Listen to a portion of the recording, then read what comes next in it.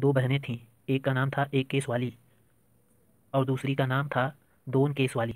दोनों बहनें अपने अम्मा और बाबा के साथ एक छोटे से घर में रहती थीं।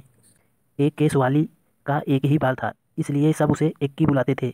दोन केस वाली बड़ी घमंडी थी, उसके दो बाल थे, इसलिए सब उसे दुक्की बुलाते थे। अम्मा सोचती थी कि दुक्की जैसी सुंदर लड़की तो दुनिया में है ही नहीं, और बाबा उनको सोचने की फुर्सत ही कहाँ, काम में जो उलझे रहते थे। दुक्की हमेशा अपनी बहन पर रौब जमाती रहती। एक दिन एक्की घने जंगल में गई। चलते चलते वह घने जंगल के बीच आ पहुंची। चारों तरफ सन्नाटा था। अचानक उसने एक आवाज़ सुनी, पानी, मुझे प्यास लगी है, कोई पानी पिला दो। एक्की रुकी और उसने चारों तरफ घूमकर देखा, वहां तो कोई नहीं था। फिर उसने देखा सूखी मुरझाई हुई मेहंदी की एक झाड़ी, जिसके पत्ते सरसरा रहे थे। पास में ही पानी की धारा बह रही थी। एक्की ने चुल्लू में पानी भरकर एक बार, दो बार, कई बार झाड़ी के ऊपर डाला। मेहंदी की झाड़ी बोली, धन्यवाद एक्की, मैं तुम्हारी ये मदद याद रखूंगी। एक्की आगे बढ़ गई। फिर अचानक सन्नाटे में उसे एक और आवाज़ सुनाई दी, मुझे भूख लगी है, कोई मुझे खाना खिला दो। एक्की ने देखा कि एक मरियल सी गाय पेड़ से बंधी हुई थी।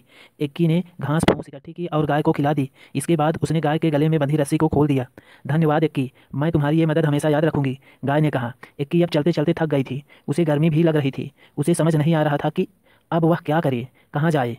तभी उसे दूर एक झोपड़ी दिखाई दी। एक्की दौड़कर झोपड़ी तक गई और आवाज़ लगाई, कोई है? एक बूढ़ी अम्मा ने दरवाज़ा खोला। बूढ़ी अम्मा ने कहा, आहा, आ गई मेरी बच्ची, मैं तुम्हारी ही राह देख रही थी, आओ अंदर आ जाओ। एक्की हैरान हो गई और चुपचाप झोपड़ी में आ गई। झोपड़ी में आकर उसे बहुत अच्छा लगा।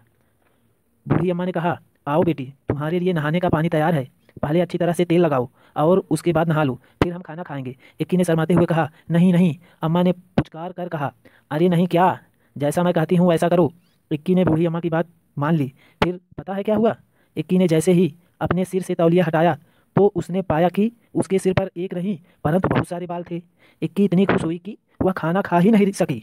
बस बार बार वह बूढ़ी अम्मा का धन्यवाद ही करती रही। बूढ़ी अम्मा ने मुस्कुराते हुए कहा, अब तुम घर जाओ बेटी और हमेशा खुश रहो।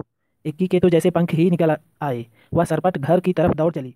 रास्ते में उसे गाय ने मीठा मीठा दूध दिया और झाड़ी ने हाथों पर रचाने के लिए मेहंदी दी। घर पहुंचकर इक्की ने सारी कहानी सुनाई।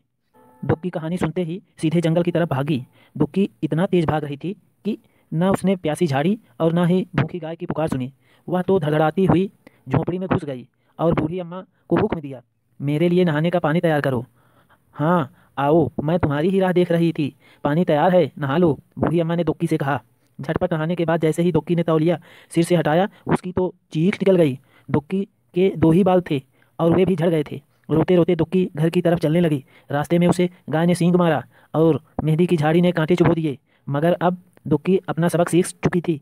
इसके बाद इक्की दुक्की अपने अम्मा बाबा के साथ खुशी खुशी रहने लगी।